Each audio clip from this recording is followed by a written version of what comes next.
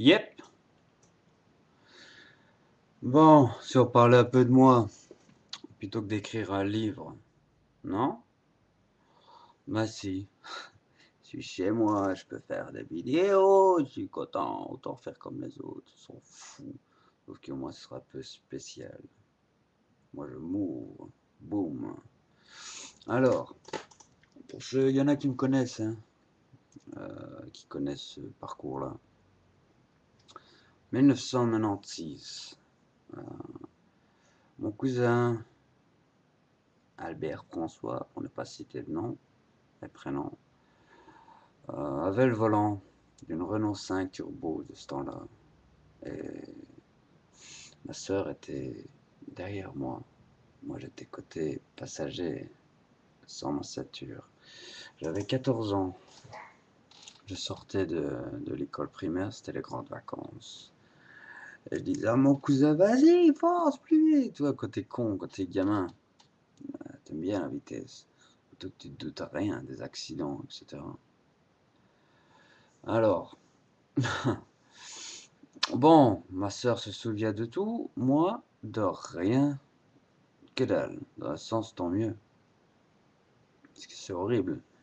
Bon, il y avait aussi une amie de ma sœur à côté d'elle à l'arrière, Madame X, hein, une jeune fille aussi. Euh, bon, on me raconte tout ça. Quand, boum, je me réveille, je suis mis sous traction. La jambe gauche, j'ouvre les yeux. Je me souviens, une petite voix, soulève ta jambe, soulève ta jambe. Comment veux-tu? J'avais le fémur au milieu du dos. Le bassin explosé en mille morceaux. Que voulais-tu que je lève ma jambe? Hein? Un peu compliqué. L'autre jambe, ouais. Alors, euh, donc traumatisme cérébral assez conséquent. Un petit coma. Hein? Ouais, ça va tout. Alors, on me raconte. Moi, j'étais là, tout coincé avec des tuyaux tout partout. Tu aurais dit un druide qu'on mettait au point. Ouais, en train de le performer. Performer. Tracasse, des fois, je dis des mots un peu bizarres, c'est moi. Et je me demande quoi, mes pompes à morphine, etc. pour la douleur. C'était cool, j'appuyais dessus. Poup, les mains. Attendez, plus loin. Euh, alors, ok. Bon, je laisse faire les gens qui viennent, les infirmiers qui viennent un peu s'occuper, voir un peu ce qui se passait. Moi, je demande autour de moi, ben, ta sœur, elle s'est pris le montant de la ceinture, donc, boum, de ma ceinture. Elle a eu le visage déclassé, donc mâchoire explosée, défigurée. Right. Maintenant, ça va mieux. Elle se porte bien. Moi, pour ma part, ça va tout bien aussi. Je prends du... Avant, je prenais toute une panoplie de médicaments, aussi bien neuroleptiques, psychotropes, anxiolytiques. Je suis passé par une pharmacie. J'étais une pharmacie ambulante. Tu peux me demander quel médicament antidépresseur ceci, cela. Je lui dis, je connais. Pas tous, hein. Mais bon, beaucoup, beaucoup, beaucoup. À l'époque, je pesais 115 kilos. Suite à ces, ces mots aussi neuroleptiques qui te font manger du matin au soir, du soir au matin, tu mangerais un taureau. Blague dans le coin, c'est la vérité. Alors aussi, tu as de la rétention d'eau avec ça, avec la cortisone, etc. Il n'y en a pas dans tout, c'est de la cortisone. Mais tu gonfles, à part. Ouais, c'est comme ça. Alors, on m'a bifurqué d'hôpitaux en hôpitaux, j'ai fait des couillonnades. Ouais, on se demandait pourquoi. Parce que David, en sortant de l'hôpital, donc de sa hanche, revalidation, on lui dit, Monsieur Giacometti, vous avez une coartation de la aorte, un rétrécissement de la valvule aortique, donc ici, ce qui envoie le sang à tout ça, le récepteur. Donc j'avais de l'hypertension depuis tout gamin. depuis bébé, quoi, tu es béni au monde. Ah, ok. Moi, je prends ça à la vacoche de poux, je dis, ah, c'est bien. Ah, j'étais tout gamin, tout con, hein, tout naïf. Et je dis, maman, papa, c'est quoi? Bah, tu as ça, tu as ceci. Et je jouais au foot depuis des années, ping-pong, tennis, course à pied, j'y allais, j'y allais. Mais ce que je ne savais pas, c'est que ma tension, c'était à 7, montait des fois à 25, redescendait à 10, je ne sentais rien. J'aurais pu claquer là, claquer, boum, mais je suis resté en vie, et ben oui, je suis toujours là, sinon, c'est un peu con ce que je vais dire, mais bon. C'est pour ça que le docteur, professeur Limet, qui n'exerce plus au CHU maintenant, c'est professeur, j'ai été le voir la semaine passée, j'ai oublié son prénom, merde, pas grave. Son successeur, qui était dans son équipe à l'époque en 96 quand il m'a opéré, j'étais passé un test, donc on me dit d'aller voir maintenant, de faire une écho, etc. De passer un scanner, voir un peu. Mais maintenant la prothèse synthétique, c'est complètement résorbé. Elle est absorbée par les tissus. La hanche, on a recollé un tout petit morceau, tout ça, ça fonctionne très bien. Le bassin aussi. Mais maintenant, ça commence à grincer, tu vois, il n'y a plus de cartilage. Il n'y en a plus. Donc des fois, ouais, ça pose problème. Un peu de sport et ça remet un peu le truc en place. Alors, parlons des pompes à morphine. Ensuite, me revoilà sur le billard. Après ma revalidation de la hanche, on me dit, faut retourner à l'hôpital pour réopérer ce truc-là de la horte. Je dis ok, mes parents tout tristes, c'est une opération très lourde du cœur. Alors voilà, j'y vais, tranquille, l'esprit zen. Allez, on y va, tout con, tout jeune. Alors j'y vais, le lendemain matin, je me désinfecte, là, on me dit, on m'apporte un produit, là, d'isobétadine, je me désinfecte tout, je dis tranquillement, ça va aller. Et ma mère, toute pas confiante du tout, c'est une opération très lourde. Eh oui, cœur ouvert, ceci, cela, on ne chipote pas avec ça, on blague pas, mais j'étais dans une grande équipe.